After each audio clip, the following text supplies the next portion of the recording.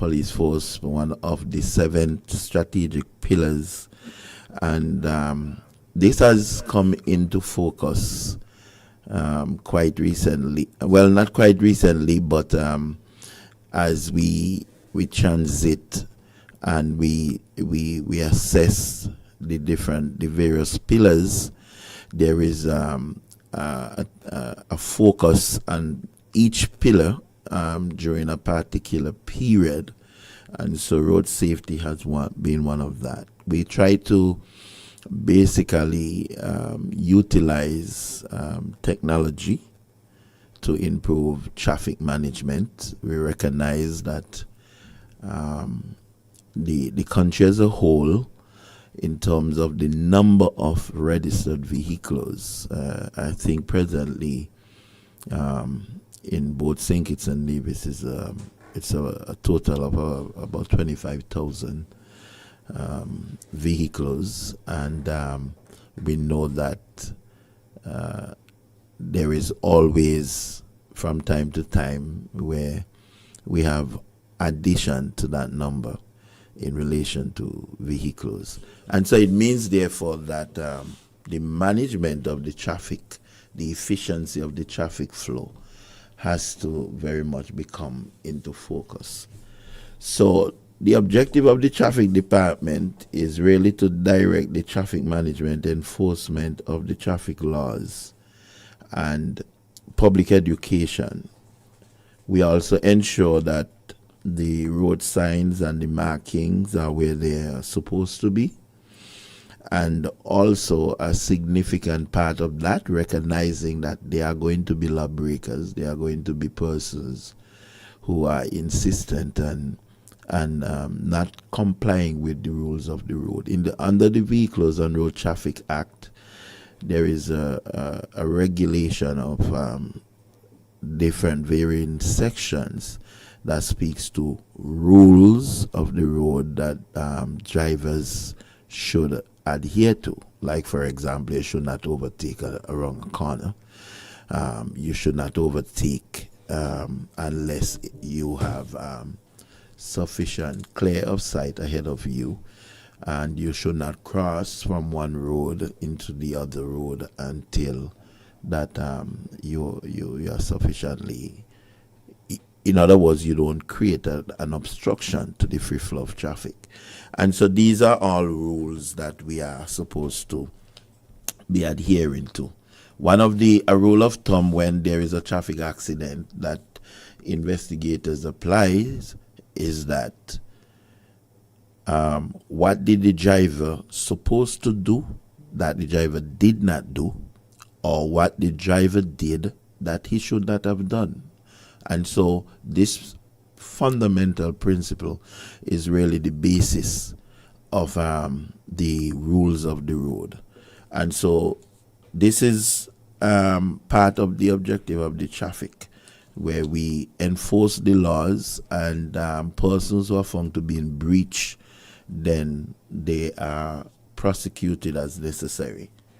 Not in every case that we take every matter before the magistrate or the judge in terms of serious fatal accidents, but usually that becomes the consideration.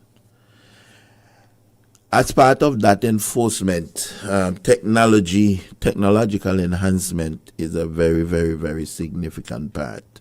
We would have seen several changes since the advent of the traffic signals, the traffic lights. We would have seen where they were in place to assist with the efficient flow and regulation of traffic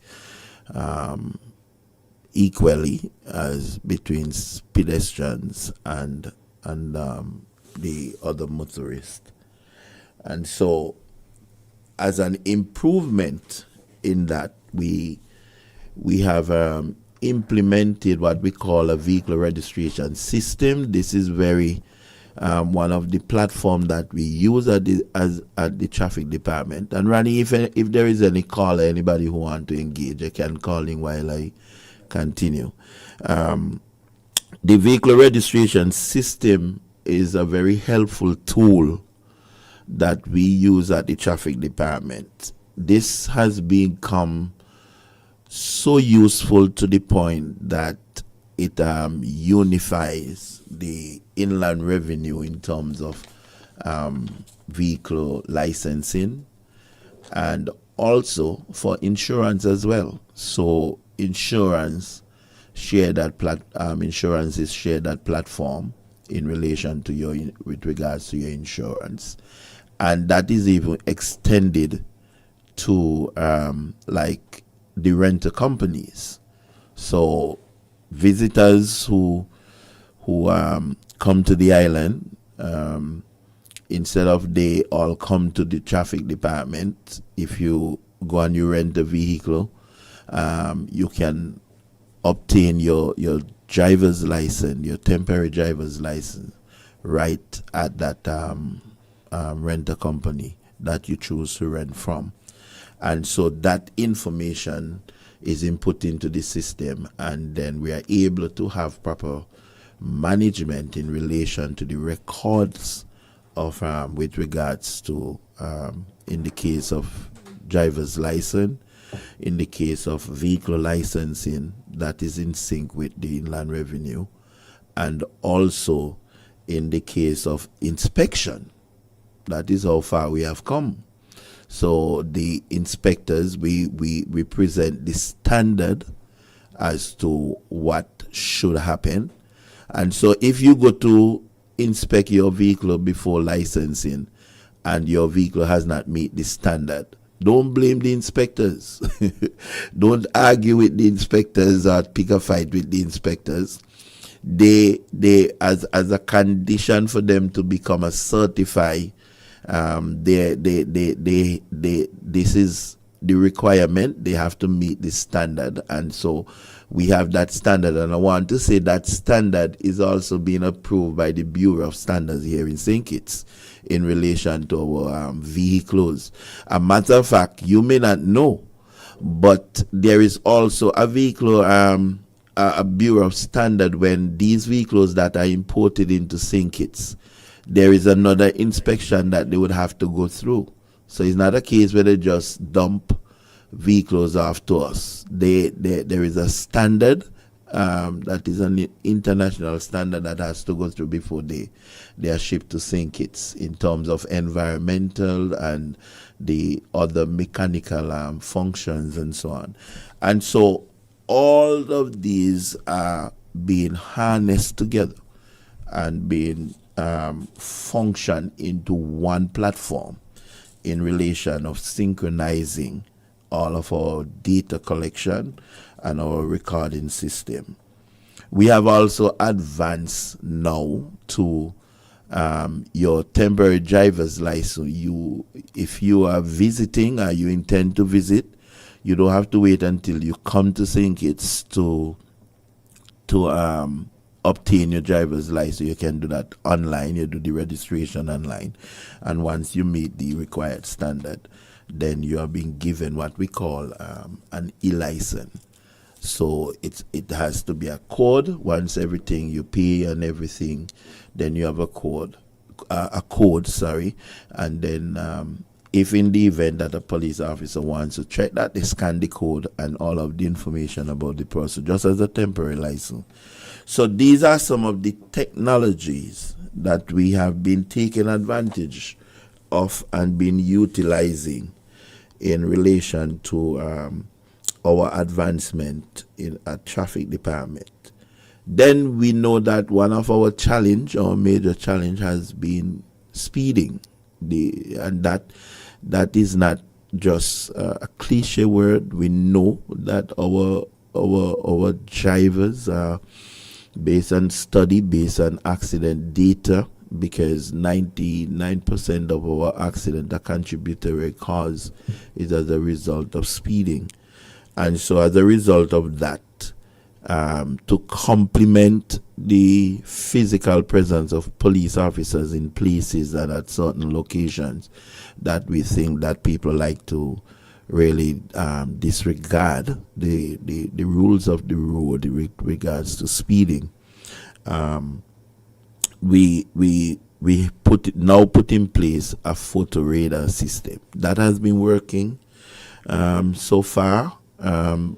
We have issued, in terms of our data, over 400 tickets has been generated. So people, despite that, and I believe one of the reasons why people have been calling for the identification of the location of these photo radars is so that people can know where to speed and where not to speed. And we think that will not be sufficient to drive our behavioral change.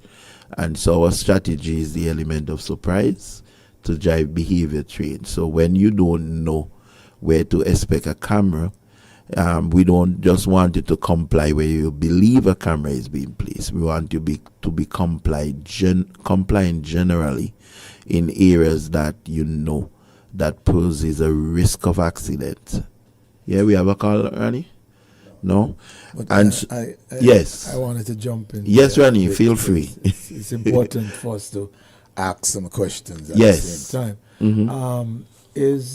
Is enough road signs available that drivers would know where is, let's say, a 20 mile per hour right, or 40 mile per hour? Right. That's one. And do you think that 20 miles per hour is a suitable driving pace? Right.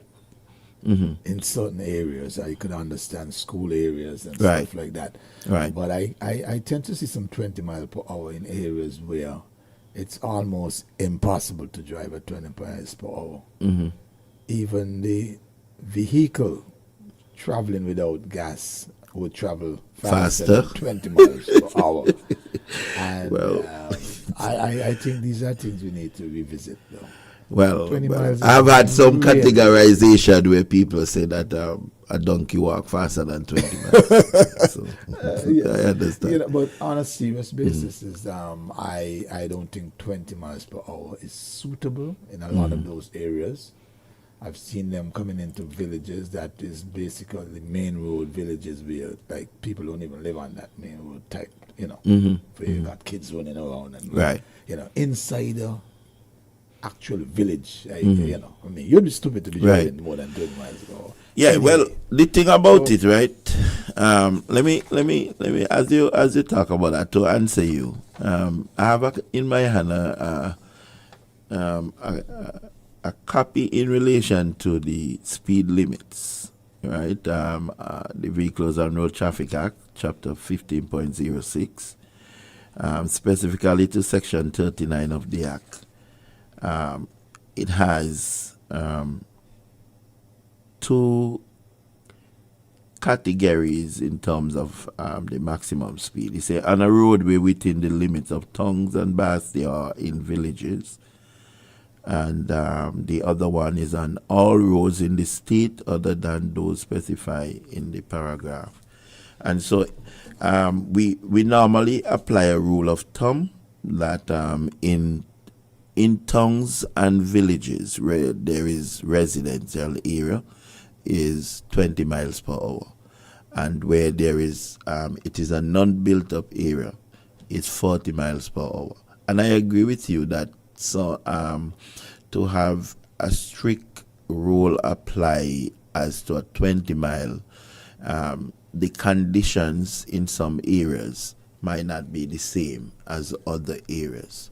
But the problem with that is that the law only recognizes two speed limit, and that is 20 miles, 40 miles in terms of the legal context. Outside of that, well, we don't have, it's not illegal to drive below that speed limit, but it is legal to drive above that speed limit.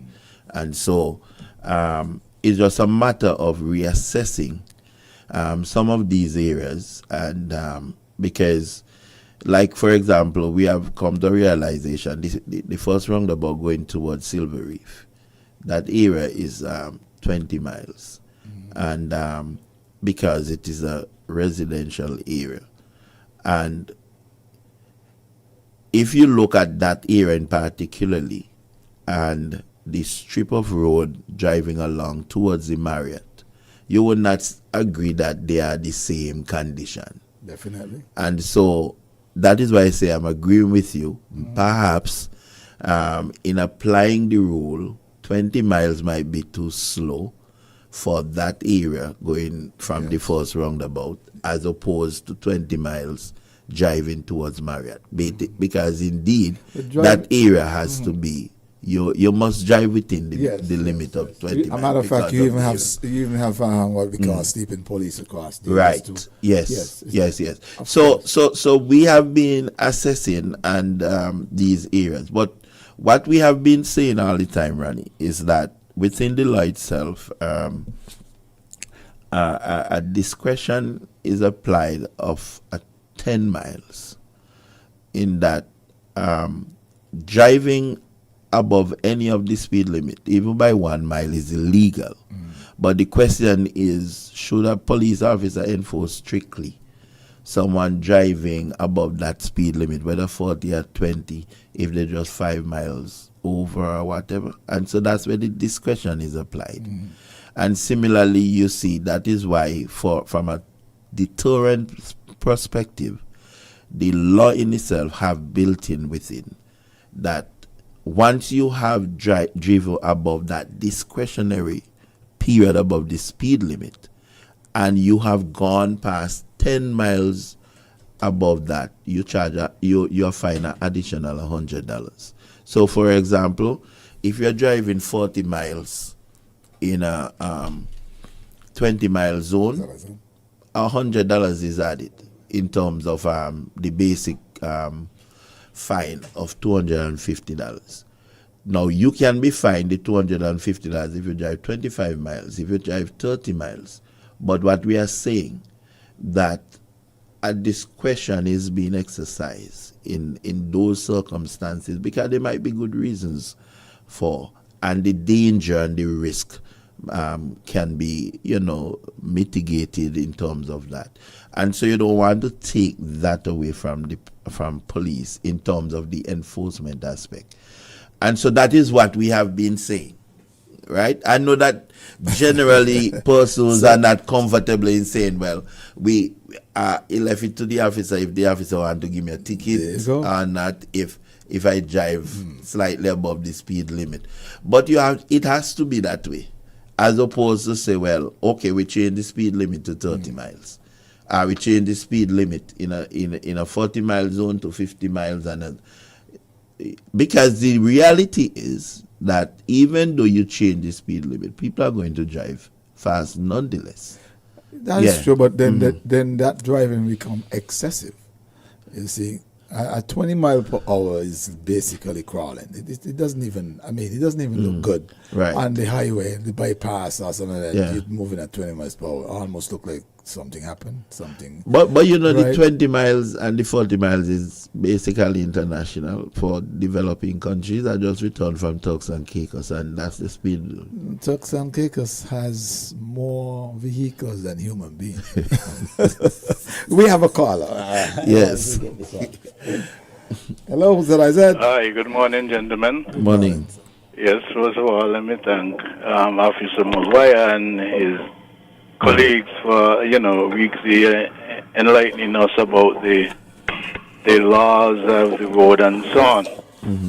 Yes, you said that the surprise element, you think, I tend to disagree with you. Okay. I'm thinking that if you have the zones, you know that these are the areas, because let us look at St. Kitts. Areas that you can really speed would be cross Old Woodbury, cross Whitegate, and this side, I'm not too sure about the eastern side. And so, what we find happening is that you all are moving these things around, and Ranny Rascal see you. Ranny Rascal call Chick you to tell him, boy, it is there, it is there, it is there, it is there. So the level of surprise is not really there anymore, because people are telling others where this stuff are. If we know that there are zones, then your focus as officers could be on the non-zone, because now you're going to have a situation where okay, I'm speeding in this area where I'm not supposed to be. Now and then you are able to man those areas, but then you know safely that within the areas of the zones, nothing is going to happen because if they go over, they're going to be penalized. So I think nothing is in stones, and sometimes we need to listen to each other, or else you have to. I know it could be an expensive venture, Right. but perhaps we need more cameras then, so that these things could be fixed than moving around stationary. Because as I said, people are warning other people about where they are and that kind of thing, and that defeat the purpose. Because whereas you could have caught maybe 25 people, when they do that, you only catching 10. Not necessarily, that's not what our data has been showing thus far since we have been implementing that. And the thing, as I said, behavioral change is the objective. And let me give you an example, because the thing about it, using your analogy, that if the persons know where these areas are, then the likelihood of you the speeding doesn't happen. The thing about it is that what is at the root of the behavioral change is that even in villages where people should be driving at 20 miles, people drive higher than that. An exercise was carried out with one day camera in 6 minutes. In 6 minutes on a Saturday afternoon, right? No, in 2 minutes, 6 vehicles were captured by the camera in a radar area, in an area where the radar was placed, just where the former Deputy Prime Minister lives. And you would expect that that's not an area that people will drive 40, 45, and 55 miles. But the camera has captured people driving at that speed. So then, officer, perhaps, as I said, it makes sense to invest in more cameras, because then you will be able to police the areas with more frequency. You'll be able to have better control. Okay, so I rest that one. Secondly, I do agree with Randy Rascal in that the 20 and 40 miles per hour in particular. And then the other thing is that could it be at a time like school zone, for example? Schools finish say by 5 o'clock, school are over 6 o'clock. Let's say that. Could that be changed that during certain hours you can increase, as the case might be, because you're coming through the same school zone. For example, you're coming Bronte Welch, and you are driving 20 miles, and school is already over, not until the next day. So I think that is something that could be considered, and really 20 miles per hour, Officer Maguire, in certain areas, you're really crawling. I think you all have to be rigid in your saying that if you go to 30 miles, people might take advantage. But 30 miles is it, and you're no longer giving any leeway to say, well, you could drive 2 miles over, 3 miles over. 30 miles is it, and if you're caught over 30 miles, if you're caught over 50 miles, you're going to be penalized. So these are things because when you are putting something into place, you is a trial and error, and so we have to listen to other people to see what is the best way to flesh it out. So from my end, that is what I'm thinking. Thank you for listening. Yeah, and thanks for your contribution. and we are listening. We have taken a listening approach, and where we find it necessary to basically give consideration or apply what has been suggested, then we do that. Now, when these suggestions are being made, it's not that we just ignore if it may seem that way. We have to look to the practicality. We have to look at what the data is saying to us. We have to look at what the other indicators are. So it is weighed or measured against not just a suggestion. It has to be assessed, it has to be measured, And when it is measured, then the result that we are seeing, once we are satisfied and the indication of it looks like it is achieving the objective, then we can apply it. So it's not that we want to ignore the public. We are not listening to the public. We value the contribution, but that contribution has to be basically in balance, in context with the overall objective of the policing strategy.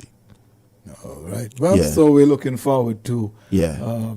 more information coming in, and Yes. maybe some amendment to the laws. Yeah. 'Cause I don't want you to be hiding behind those old laws. Those old laws are not working whatsoever.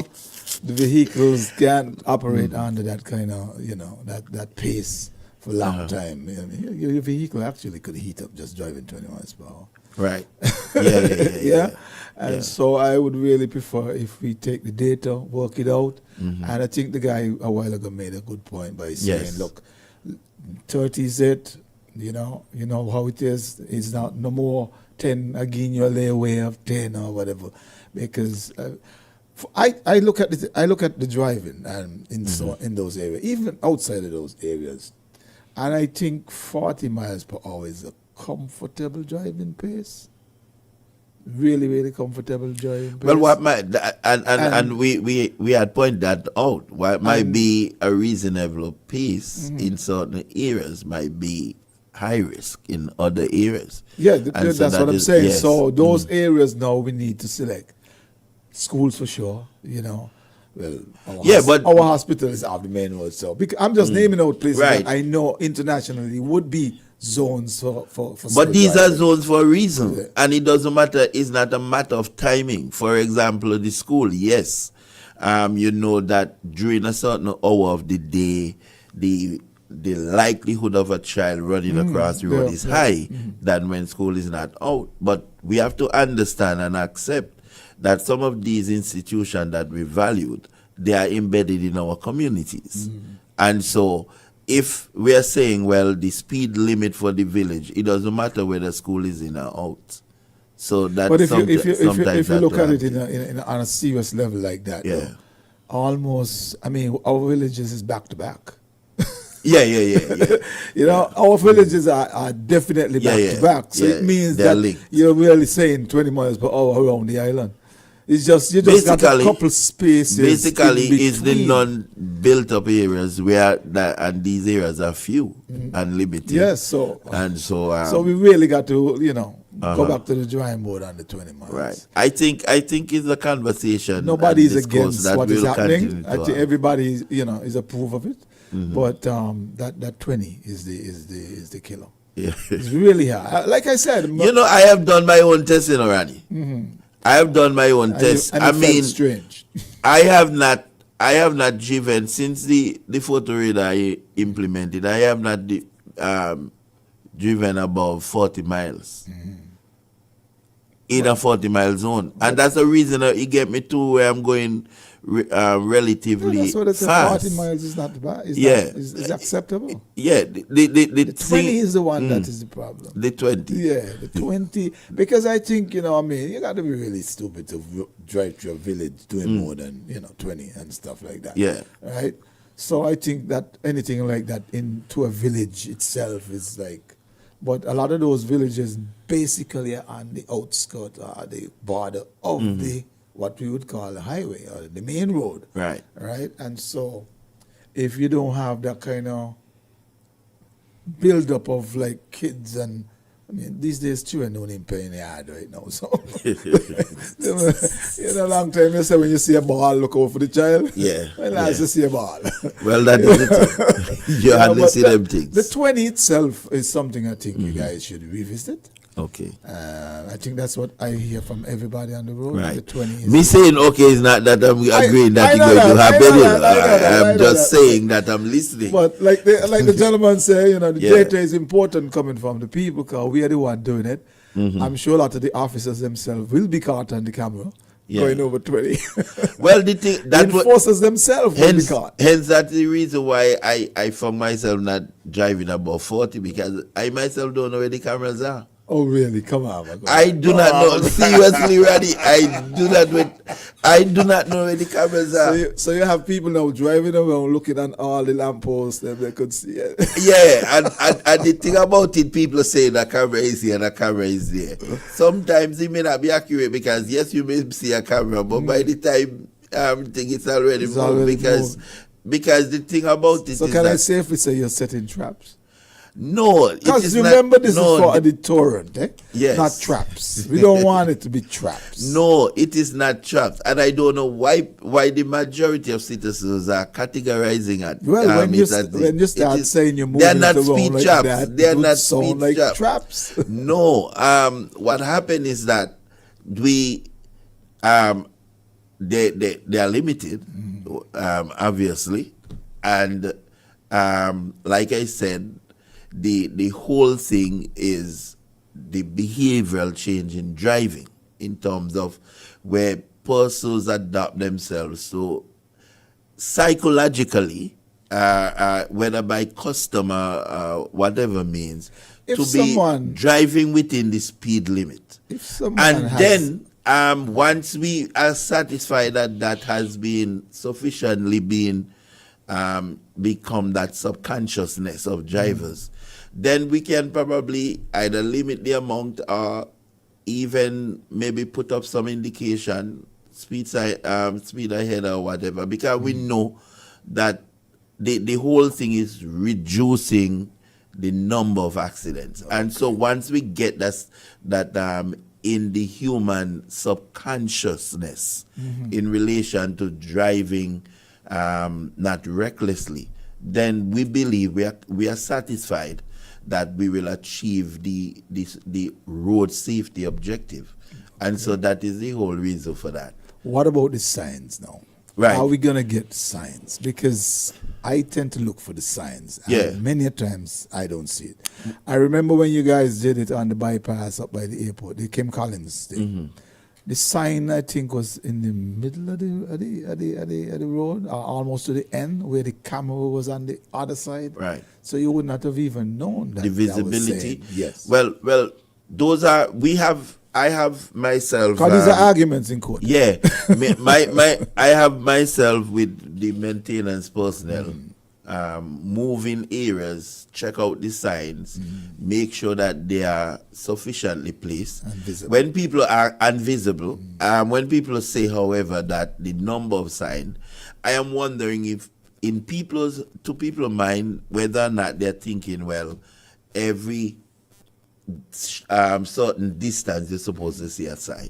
What we focus on is ensuring that there is a sign where the sign change or the sign needs to be applied at you entering that point, you see the sign. Yeah. So you know, okay, along this road is 20 It's miles 20. per hour. And so then you may not see a sign again because again Obviously, yeah. the distances are not very long. And then when you leave now and the sign changes, then it tells you that you're now in a 40 right. miles. Yeah. And so I am wondering what people are thinking when they said, well, not sufficient sign, because to our mind there is sufficient signs. The improvement of the signage, even at roundabouts and different things. Now we had a slip lane at St. Peter's, the proper indication and so on and things like that. We accept that, and we continue to see where there is need for improvement.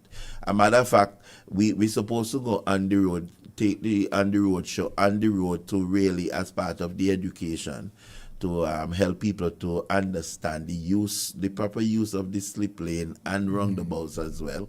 That is one of the things that we want to do in relation Speaking to about the seaplane. Yeah, the slip lane, yes. Okay, the slip lane. Yes, I travel that day. Every day, basically, every day to get to work, to get from work. That concrete piece that's in the middle there. Don't you see that as a bottleneck when you come off the roundabout going east?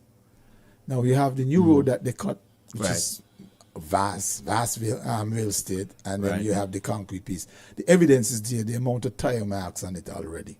Right. That is because That was done it should incorrectly. it was put as a As a demarcation, divider, right? yes. That people will know. Well, if you're driving, you have to know in the where you intend to be, and so if you intend to go straight, you stay, and you want to utilize the slip lane, you utilize the slip lane. That piece, that piece that came there, it was an existing piece of wall. Yeah, and they it was just continued. It was and lengthened. So it just got that narrow bottleneck that comes between you coming from east, you going west, and you can see the amount of tire marks on the wall at this moment. Bad driving. And Bad it's just driving. it's not necessarily Misjudgment. bad. It's not necessarily bad. It's I think that piece should have gone over more because you have so much real estate on the other side. On the other side. But where we are at Yes. that time, and Yes, I have yes, some other definitely. persons to come through, and so talk to the people, let them know.